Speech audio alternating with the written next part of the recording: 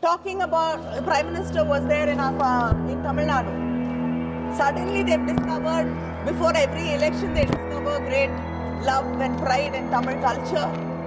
But just a few months before that, they do not want to accept the greatness of the Keeladi findings. You do not want us to talk about the greatness of Tamil Nadu, where our Chief Minister says that from Tamil Nadu is where the history of India shall be written. But you came to Gangaikonda Cholapuram. Remember the name. Gangaikonda Cholapuram. Gangaiயை கொண்டவனவன். கங்கையை வென்றவனவன். தமிழன் கங்கையை வெல்லுவான். நினைவில் வைத்துக் கொள்ளுங்கள். Sir, you keep saying that you are Vishwaguru. I want to know, what did the Vishwaguru, every time there is an attack, this is not the first time. Just this year, in May 24, in Jaipur there was an attack. Again, pilgrims, because of 33 of them were injured and 9 people died because of terrorist attack. Again in October, there was an attack. In November, there was an attack in Srinagar. And in April, Pahalgam. In Pulwama, they brought 240 kgs of RDX. We don't have any answers. Every time there is an attack, you say it will not happen again. What has the Vishwaguru learned? Vishwaguru is not teaching anybody anything. But what have you learned? You have not even learned humility. When Mumbai attacks happened, the Prime Minister of this country came out and apologized to the people of this country, saying that this should not have happened and we should have prevented it. Learn the humility from him. He is no more. Who takes responsibility for what happened to the people in Pahalgam? They were innocent tourists. They believed you, trusted you, and came there thinking it is a safe place. But they lost their lives, their loved ones. Have you reached out to these victims actually?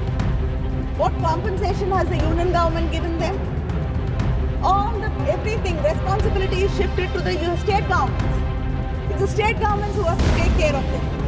What has the union government done? Nothing.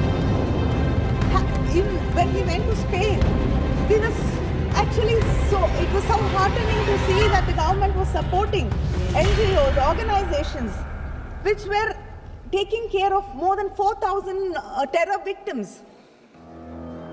These terror victims are not only the people who die or lose limbs. It is the families. It is their children. The pain is there for generations. What have you done for the terror victims of this country? Do we have such organization? Do we have such support groups? But even if there are support groups, you will say the funding is coming from somewhere, something else. It is some religious conversion. It will be arresting people. You will not be supporting it.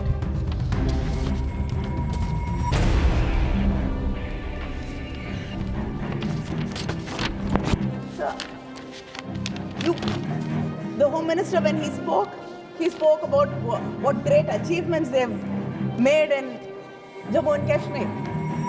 I'd like to know, what was the department doing when the RAW and IB, they said that there were suspicious activities there. There were terrorists trying to recce and find out what is happening. There were movements. But nothing was taken seriously. Why did we let it slip? And a US-based company was getting repeated requests for maps of that place.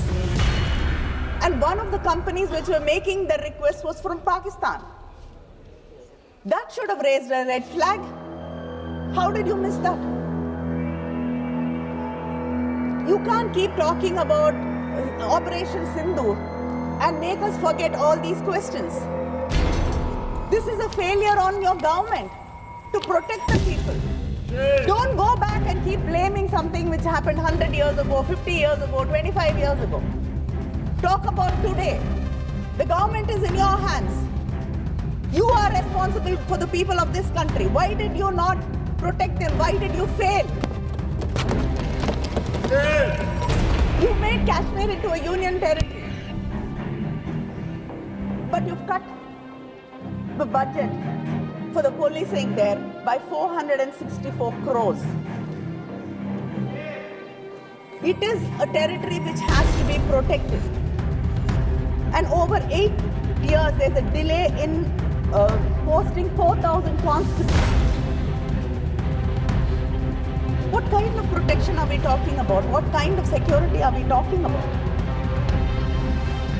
And we all believe that, tourism, because the Kashmir depends on tourism. The Chief Minister was so happy that, again, there is tourists coming there.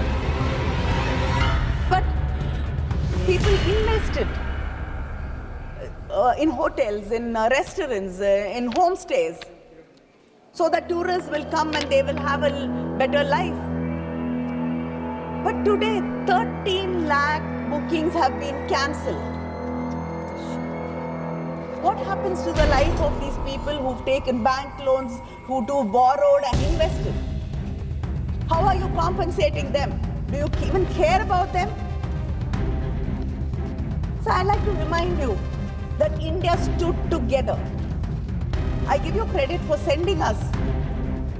We would not think which religion we belong to, which language we spoke, which party we came from, east, west, south, north, nothing. But we stood with you. The opposition stood with you. The soldiers. With the soldiers, with you, with the country. We had Muslims in the delegation. We had Christians in the delegations. We had atheists in the delegation. We have, people from different parts of this country. We all went together and stood for India. You realized this when you had to convince the international community. But why is your politics in India so divisive? Why are you dividing this country by your politics? Why are you basing it on religion? So the hate speeches by your own leaders has gone up by 74%. And any media which brings it to notice is against India. Anybody who asks questions against you are anti-national, Naxals. Any media house outside the country or within the country questions you, raises a doubt, we are against this nation. Why? Why do you want to divide this nation? We want this nation to be one. Yes. You should decide whether you want it to be one or not. Don't divide us. Unity is our strength, and we shall stand together.